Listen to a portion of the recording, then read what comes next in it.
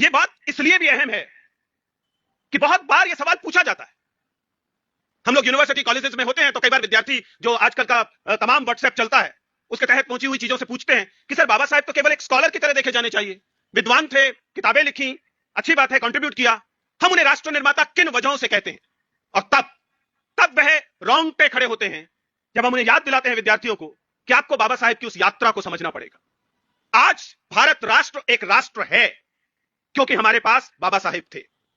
इस बात से कोई फर्क नहीं पड़ता कि अगर 15 अगस्त 1947 को ही देश आजाद हो गया होता लेकिन हमारे पास डॉक्टर बी.आर. अम्बेडकर नहीं होते तो भारतवर्ष वो भारतवर्ष नहीं होता जिस भारतवर्ष को आज हम जानते हैं, जिसमें श्रम करने वाली 80% जनता इस देश को ओन कर सकती है।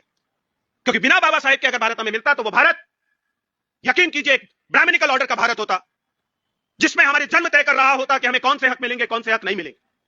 और यह है पूरी की पूरी शर्मनाक जाति व्यवस्था तय कर रही होती कि राष्ट्र को कौन लोग अपना राष्ट्र कह पाएंगे और किन लोगों को यह कहने का हक नहीं होगा कि भारतवर्ष उनका भी बराबर का राष्ट्र है।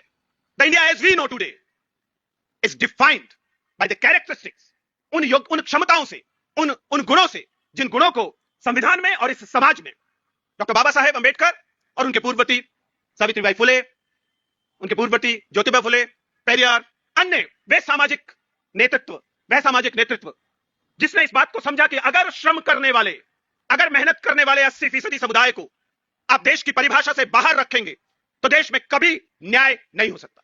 ये वही न्याय है जो भारतीय संविधान में एक मूलभूत जगह रखता है। बाबा साहेब बताते हैं कि जाति व्यवस्था श्रम के विभाजन की व्यवस्था नहीं है जैसा कि बहुत बार कहा जाता है, वह श्रमिकों के विभाजन की व्यवस्था है। वह केवल कामों का बंटवारा नहीं है कि अमुक अमुक काम करेगा और अमुक अमुक काम करेगा, वह उन लोगों का बंटवारा है जो लोग ये मेहनत कश काम करते हैं। यह आसान बात नहीं है। इस बात को कल्पना कीजिए कि एक छोटे से एनेक्डोट से बात करूंगा तो समझ में आएगा। लंदन देश दुनिया का बहुत बड़ा देश बन रहा था औद्योगिक क्रांति के दौरान, लगभग वह स्थिति जो न्यूयॉर्क को बाद में हासिल हुई। पूरा देश, पूरी दुनिया लंदन की तरफ देखती थी, लंदन की आबादी तेजी से बढ़ रही थी और लंदन के सामने वही समस्या थी एक शहर के तौर पर जो भारतीय शहरों के में आज दिखाई देती है। समस्या यह थी कि गंदगी जो रोज तैयार होती है उसका कैसे निपटान किया जाए, पाखाने कैसे साफ किए जाएं। वहां पर भी पाखाने उस समय वैसे ही साफ होते थे जैसे कुछ साल पहले तक आपको भारत में दिखाई देते थे। एक व्यक्ति आता था और आपका माल अपने सर पर उठाकर एक लकड़ी की बास्केट में लेकर जाता था और उसको कहीं जाकर उसका निपटान किया जाता था। इससे थेम्स नदी जो है वो प्रदूषित हो रही थी, लेकिन सबसे बड़ी समस्या यह थी कि इस काम को करने के लिए लोग तैयार नहीं थे। ये काम गंदगी से भरा हुआ काम था, इसलिए अधिकांश लोग या तो इस काम को नहीं करते थे या फिर, और यह काम की बात है, या फिर वे इसके लिए वह मजदूर